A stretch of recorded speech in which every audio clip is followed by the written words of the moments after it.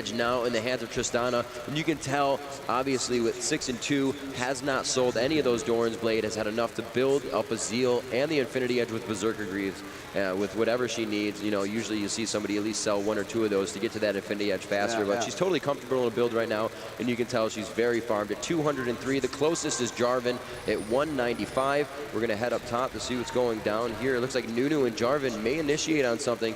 Alistar does see that they're there, and Janna will gather together with the group here. We could have a forced fight, but it looks like everybody's really spread out. Jarvan not going to initiate anything. Going back towards middle, everybody kind of feeling out where the other team is, trying to get a look, trying to get, you know, a spell drawn out so some of the cooldowns are going down.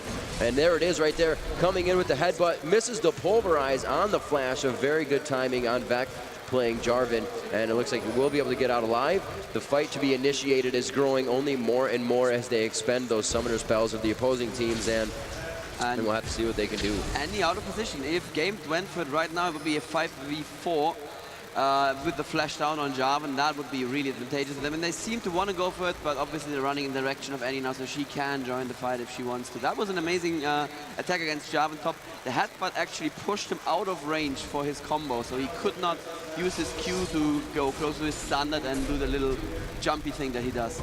That's the technical term, the little jumpy thing. Yes, that's what the skill called. Yes, the little jumpy thing. Yeah, so XAN now defending one of the inhib turrets, and it's not looking too good for them. 9 to 5 currently against them, and 39 to 36k gold. It looks like Game are definitely in the driving seat at the moment. They have to consider whether or not they want to try and push this turret, but with Nidalee they have this amazing poke of the spear. So if they wanted to, they could just stick around and poke, but they're like, nah, we don't need to. We'll just go here and get infinity gold. So having infinity gold is always an advantage, mathematically speaking. They could be setting up for Baron now as well. That would not be unsmart, especially with Tristana in the game. Oh, it looks like this time did they time Dragon? No, they're just going home. All right, that works too. No blue buff up for the enemy team that they could be stealing here. A death cap and a sheen on Nidalee. That means that every time she throws a large spear, her next auto attack, a small spear, is also going to hurt quite a bit more. She's going to build a Lich Bane. Of course, that is just a must-have item on Nidalee. It's so painful. You get a spear in the face, and then you get another spear in the face. Yeah, it doesn't feel too good. No. No, we're going to see Alistar heading up here to the top. Blue Golem's going to be able to take them out quite easily. Nunu is right on the other side. He's like, I want to go get Golem, but I think I smell a cow. Yeah. So he's going to head off of that one and go back to the base, probably possibly buy something. I don't know. Nobody's really showing themselves right now for Game.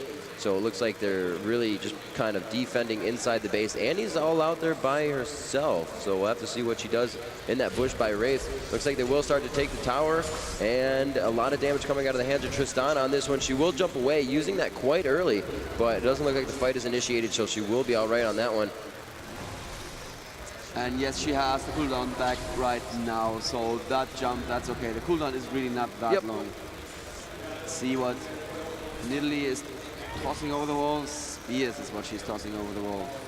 Oh, Annie waiting in the wings here. This could be interesting if Annie manages to initiate from behind, put a good Tibbers down on the entire enemy team. But did she disconnect? She's just standing there. Yeah, she's blue pilling. Oh God, it looks like another disconnect here. It's not going to help them out. And Tibbers would be huge right now. They are trying to take the turret. XAN, unfortunately, going to have to deal with that. Game. Kevin going to take down the turret with the help of his team. Annie taking a few turret shots to the face. Damage she will be all right with. The ultimate from Brand coming out. You can see the melt. It instantly hit him. Nobody can stop the proc there of Absolute Zero, but they have enough damage to be taken. Great job and survivability by Game at this point in time, focusing down Nunu so he couldn't get away after the Absolute Zero. There it is. XAN has reconnected. It would have been very helpful for that fight, and that could have been the table turner for this one, as XAN come out very strong from the last match. An unfortunate event of circumstances to happen in this one. The Q coming out of Tristana, and this turret is just going to drop down in health. Candy Panda destroying that turret. They're going to be able to take out another inhibitor. Now this is 2 inhibitors that XAN has to wait to respawn, and I've mentioned this before. They have to stay in the face of XAN at this point. It's going to be a lot of minions flooding their base.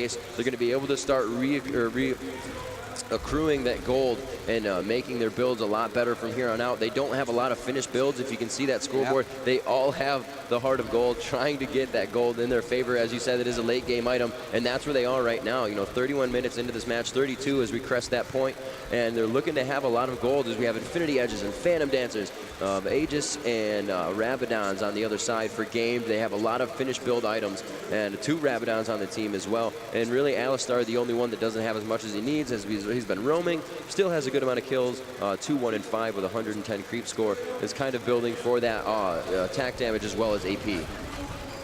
Oh, and Jarvan finds himself a Tristana here in the forest. Oh, he does a lot of damage. Wow. Wow. Oh, wow. But there is an Annie and picks up the kill against Candy Panda. That was good. That was exactly what XAN needed in this. It's going to be a good amount of gold coming out of the hands of Tristana. She has not, I believe, died since 2 and 1, and now she's 9 and 3. So we'll have to see. Those 2 kills came. I believe she was able to get like 4 or 5 kills before taking those. So that's a lot of gold that's going to go to Annie, and that's not the person you want to give it to. That's going to be possibly a Void Staff coming out. Her build right now shows going for Rabadons with that needlessly large rod and the blasting wand, and then possibly into, actually, and she has the Deathfire, so possibly into the Rabadons and then the Void Staff. Wow, that's going to be extremely painful. And there was no reason at all for Tristana to be there in that part of the forest at that moment. That just... yeah, I have to say Candy Panda probably made a mistake there. He just got a little bit too confident. Like, oh yeah, we're winning this game. I'm just going to blue pill in the middle of the enemy forest. That's fine. Unless, of course, he got a disconnect. No, he reacted afterwards. He jumped and everything. So yeah, we still haven't seen even an attempt on Baron, which I find rather interesting. Oh, ooh. Wow, the damage from Vayne. So much damage. You know, Nidalee can only heal so much, but the constant damage from Vayne and the absolute chase down ability. Nobody else has it. You know, the best thing that she could have done there was break line of sight. We have a 3v2 situation as Alistar is trying to take the brunt of all the damage here, and he does so, staying on the backside. Sona able to stay alive with that Oracle's brand, now a little bit more dangerous with a Banshee's Veil on. He does not have to worry about a Nunu Ice Blast or an Annie stun, so he can take that and know that he has to get out of the fight, wait those 30 seconds for that to come back up. They seem to be going in the direction of Baron, but Tristana completely out of position. Does she know that Vayne is there? No, she probably didn't. Wow, she cleans up really quickly. Yeah, actually doing a great job. She knows that she has the damage. She has the crit. We can see a little fire dance going on by Rake in middle, but she grabs the last Whisper, and Tristana now is going to start tearing people apart. Wow. This is the point in time where you're like, I think we may need that armor. I can't even think of it right now. If you buy Thorn Mail. Yes. Yes. If you're at the point where you think you need Thorn Mail, you're probably already lost. Yeah, pretty much. Like, I was gonna say it's not something you need, but I was trying to think of the armor before it happens. You know, it's just somebody you need to shut down now. But the escapability of Tristana is what makes it so hard. And if she can get that kill, she can just continue to jump around and stay out of your reach. So that's very, very tough. She's also moving